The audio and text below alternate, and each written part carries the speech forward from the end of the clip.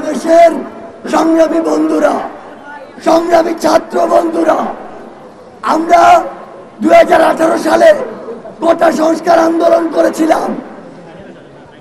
তখন মাননীয় প্রধানমন্ত্রী সংসদে বলেছিলেন বাংলাদেশের প্রথম ও দ্বিতীয় শ্রেণীর চাকরিতে কোনো কোটা থাকবে না, এবং তার সেই কথার ভিত্তিতে একটি পরিপত্র জারির মাধ্যমে বাংলাদেশ থেকে প্রথম ও দ্বিতীয় শ্রেণীর সকল কোটা দূর করা হয়। কিন্তু 2024 সালের 5 জুন মহামান্য হাইকোর্ট সেই পরিপত্রটিকে অবৈধ ঘোষণা করে।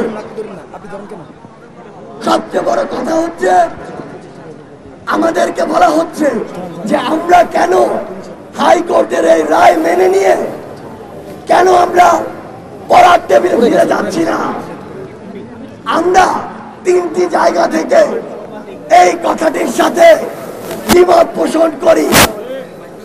আমাদের প্রথম যে জায়গাটি, সেটি হাইকোর্ট নিজেই প্রমাণ করে দিয়েছে।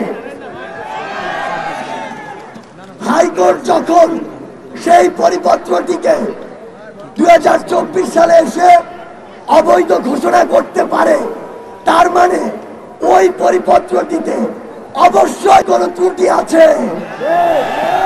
আমরা যে এক দফা দাবি নিয়ে আমাদের এই আন্দোলনটি করছি, তার সবচেয়ে গুরুত্বপূর্ণ যে কথাটি হচ্ছে আমরা চাই বাংলাদেশের সরকারি চাকুরিতে সকল গ্রেডে, আমি আবারও বলছি, সকল গ্রেডে কোটার সংস্কার করতে হবে।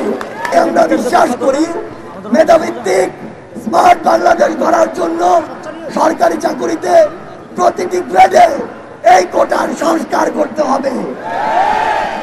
3 নম্বর যে জায়গাটির কারণে আমরা আজকে রাজপথে রয়েছি, সেটি হচ্ছে 2018 সালের সেই পরিপত্রটিতে কোনো কোটা নেই।